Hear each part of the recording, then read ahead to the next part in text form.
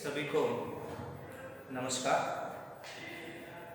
आज मैं प्रथम पीयूषी प्रथम वर्ष का जो हिंदी सिलेबस है उसमें से मध्यकालीन काव्य, संत काव्य, उस पर जो तीसरी कविता है, तीसरा जो काव्य है मीराबाई के पद, इस पर हम आज बोलेंगे। प्रथम था कवि परिचय देखेंगे। संत मीराबाई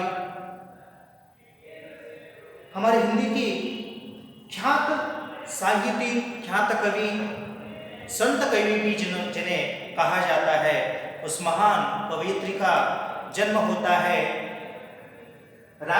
राजस्थान में मेड़ता के पास कुडकी नामक, और उसको एक दूसरा नाम है चौखड़ी नामक एक छोटे से गांव में उस महान पवित्र व्यक्ति का जन्म होता है। वह सन 1498 में होता है। तो मीराबाई जोधपुर के महाराजा राव रत्न सिंह की पुत्री थी और उदयपुर के राजकुमार भोजराज की पत्नी है। विवाह के थोड़े दिन ही बाद उनके पति गुजर जाते हैं, यानी कि वह विधवा हो जाती है। तब इनकी सारी जिम्मेदारी उन्हीं के जो दादाजी है राव दूदाजी, उन पर आ जाती है। और राव दूदाजी जो है श्री कृष्ण के सच्चे मित्र और एक अच्छे भक्त थे। राव दूदाजी यानी कि सतत जब कभी देखते हैं राव दूदाजी कृष्ण भक्ति में लीन रहते थे। तब यह जो मीराबाई थी ना, वह जो बच्ची थी, राव दूदाजी पर मीराबाई की जिम्मेदारी पड़ने के बाद वह कृष्ण भक्ति करते श्री कृष्ण से भी इनका लगाव बन जाता है। संत मीराबाई श्री कृष्ण के अलावा उसे कुछ दिखता ही नहीं है। यानी कि जब कभी यह 1-2 साल की थी तब इनकी माता गुजर जाती है। माता गुजर जाने के बाद मातृत्व का प्रेम जो है उनको मिलता ही नहीं है। उसके बाद सब जिम्मेदारी राव दूदाजी पर, दादाजी पर बढ़ जाने के बाद राव दूदाजी श्री कृष्ण का भक्त होने के वजह से वह जो संत मीराबाई जो है वह भी राव दूदाजी की तरह ही कृष्ण भक्ति में जुट जाती है। थोड़े दिन के बाद उसका ब्याह होने के बाद वह उनके पति भी क्या होते हैं, गुजर जाते हैं। पति गुजर जाने के बाद जो बाल्य की जो श्री कृष्ण भक्ति थी वह जाग उठती है। और इस जीवन में दूसरा कोई भी नहीं है, मेरा सिर्फ गिरिधर गोपाल एक ही है, दूसरा कोई भी नहीं है, ऐसा मानकर श्री कृष्ण के भक्ति में जुट जाती है। तो इसमें उनके बहुत सारे रचनाएं भी है। तो देखो, प्रस्तुत दोहों में मीराबाई ने श्री कृष्ण को अपना प्रियतम माना है, यानी कि सर्वस्व माना है। दर्द और भावों की अत्यंत तीव्रता मीराबाई के काव्य की विशेषता है। और इसमें अपने ऊपर होने वाले अत्याचारों का भी परिचय दिया है। मीराबाई की भक्ति अगर कैसे है तो यह है भक्ति दैन्य एवं माधुर्य भाव की भक्ति है। माधुर्य यानी कि मधुर भाव की भक्ति है। जीवन बिताते वक्त किस तरह की अनेक कठिनाइयों का सामना जिसे करना पड़ता है वह इसमें स्थित है, इसमें लिखा है। भावों की अत्यंत तीव्रता इसमें पता चलता है, दर्द की भावना। तो देखेंगे हम यह जो अगर कविता देखेंगे तो पता चलता है। यह कविता अगर आपको समझना है तो टेक्स्ट बुक सामने लेकर आपको बैठना है। जो भी मैं कुछ कह रहा हूं उसको समझने की चेष्टा करनी चाहिए आपको, तभी यह पता चलती है। अगर ना समझ में आए तो भी जब हमारा कॉलेज कंटिन्यू हो जाएगा तब हम उसको दोबारा देखेंगे समय के हिसाब से। अब मैं डायरेक्ट कविता की ओर आ रहा हूं। थोड़ा इसको मैं गाने के साथ मैं शुरू करूंगा। तो देखिए, म्हारा रे गिरधर गोपाल दूसरा न कोया, दूसरा न कोवा साधा, सकल लोक जुया। भाया छांड्या बंधा छांड्या सका सुया, सादा संग संग बैठ बैठ कर लोक लाज को खुया। भगत दे क्या रानी हया, जगत दे क्या रुया, अशिवा जल सिंच सिंच कर प्रेम वेल बुया। राणा विशरा प्याला बेजा, तब पिय मगन हुआ।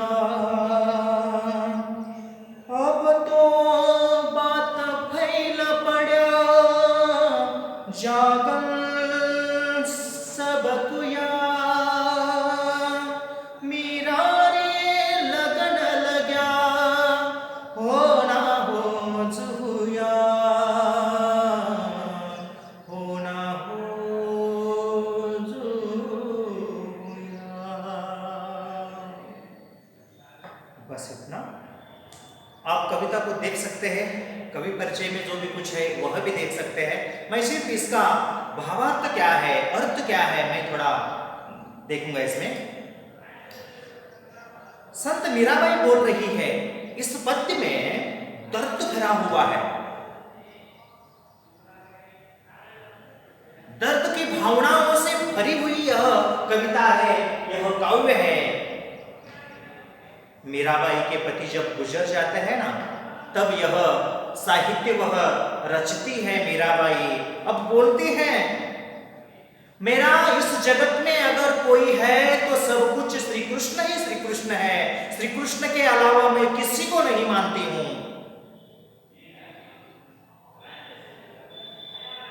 मेरे माता पिता पति दादाजी सब कुछ जो भी कुछ है श्री कृष्ण ही श्री कृष्ण है, श्री कृष्ण ही मेरा पति है, श्री कृष्ण ही मेरा जीवन है, श्री कृष्ण ही मेरा सब कुछ है।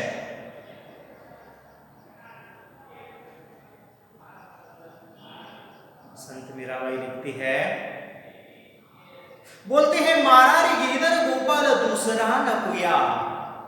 पहली लाइन है ना, उसका अर्थ देखो, महारा रे गिरधर गोपाल दूसरा न कोया। इसमें से पता चलता है राजस्थानी मिश्रित ब्रज भाषा में यह कविता रची गई है। तो बोलते हैं, महारारी गिरधर, महारारी का मतलब है कि मेरा सिर्फ गिरधर गोपाल, दूसरा न कोया, दूसरा कोई भी नहीं है, सिर्फ मेरा एक ही है, गिरिधर गोपाल है। गिरिधर गोपाल के लिए मैंने सब कुछ त्यागा है। आगे जाकर बोलते हैं, दूसरा न कोवा सादा सकल लोक जुया। दूसरा कोई भी नहीं है, श्री कृष्ण के लिए लोक क्या कहेगा, लोक लाज को मैंने भुला दिया है। जो भी कुछ कहना है किसी को कहने दो, मुझे उसकी कोई भी परवाह नहीं है। मेरा सिर्फ एक ही है कि गिरिधर गोपाल एक ही है।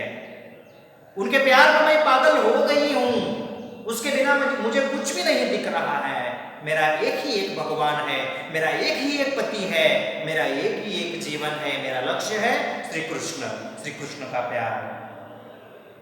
अरे भगवान के लिए, उस श्री कृष्ण के लिए मैंने हमारे जो थे सब कुछ त्याग दिए। आगे जाकर तीसरे लाइन में बोलती है, उसके लिए, भगवान के लिए, श्री कृष्ण के लिए मैंने किस किस को छोड़ा। तीसरे लाइन में संत मीराबाई जी बोलते हैं, भाया छांड्या बंदा छांड्या।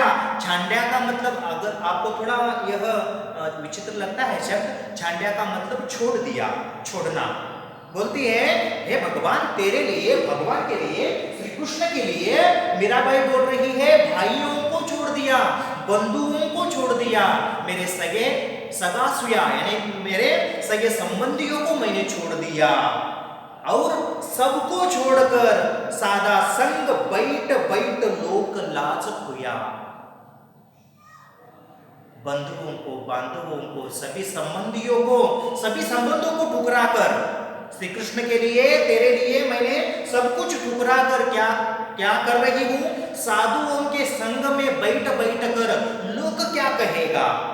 देखो, किसी भी एक महिला के लिए एक आदर्श की बात होती है, मर्यादा की बात होती है। अगर कोई ऐसे ही गांव में से अगर कोई दिंडी जा रही है, पाद यात्रा कर रहे हैं, किसी एक मर्यादस्थ घर की एक औरत जाकर उसमें उन संतों में नाच नहीं, भक्ति कर सकती है, लेकिन वहां पे उन संतों के बीच में जाकर नाच नहीं सकती है, क्योंकि ऐसी वैसी मीराबाई सादी लड़की नहीं थी। मीराबाई एक महान रानी थी।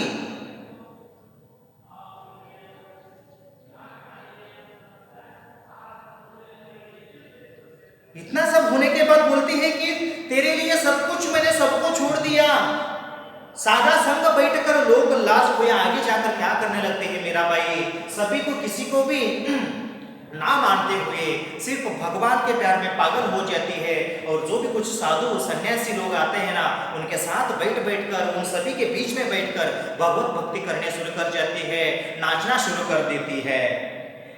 भगत दे क्या रानी है या जगत दे क्या रुया, मैंने रानी बनकर भी जीवन किया, लेकिन इस जीवन में मुझे सुख कभी नहीं मिला है।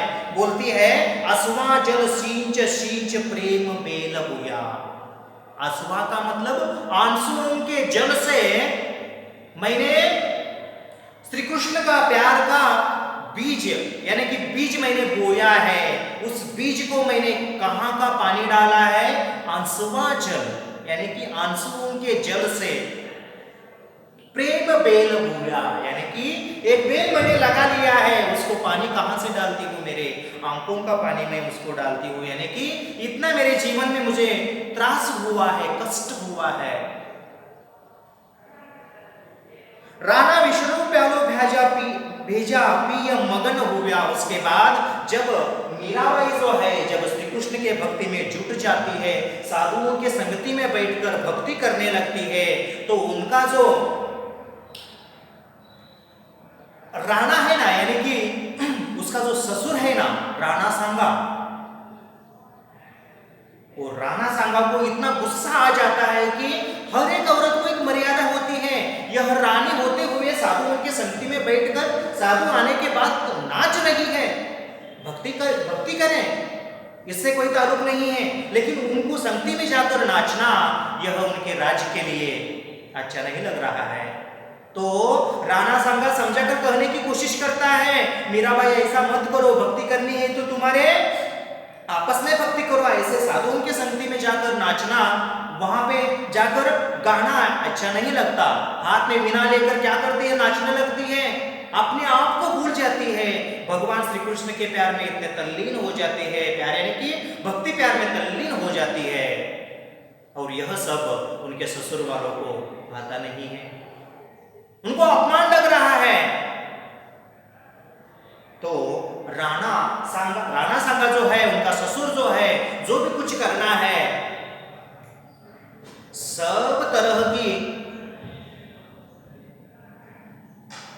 सब तरह से मनाने की कोशिश करता है, लेकिन नहीं, श्री कृष्ण के प्यार में पागल हुई यह जो मीराबाई है, किसी को आगे पीछे नहीं देख रही है, सिर्फ श्री कृष्ण ही श्री कृष्ण दिख रहा है। तब राणा सांगा क्या करता है, एक गिलास में, देखो क्या बोलते हैं, राणा विशरो प्याला भेजा पिय मगन हुआ। उतना होने के बाद अब मीराबाई को हमें क्या करना चाहिए, इस जगत से उठाना चाहिए, हटाना चाहिए, इसलिए एक गिलास लेकर उसमें विष डालकर भेजते हैं। तब मीराबाई फिर रोने लगती है, हे भगवान श्री कृष्ण, तेरे लिए मैंने सब कुछ त्याग दिया, सब कुछ सभी को छोड़ दिया, और तेरे भक्ति करते करते करते करते उसका प्रतिफल तूने मुझे विष दिया। ठीक है भगवान, अगर ऐसा ही है, अगर मेरे भक्ति में कोई कसर रह गई है तो भी हो जाने दो, तेरा प्रसाद समझकर मैं पीऊंगी और सभी को समझ में भी आ जाए कि मीराबाई की भक्ति कैसी है। तब वह प्याला भेजने के बाद मीराबाई उसको शमन करती है, पीती है।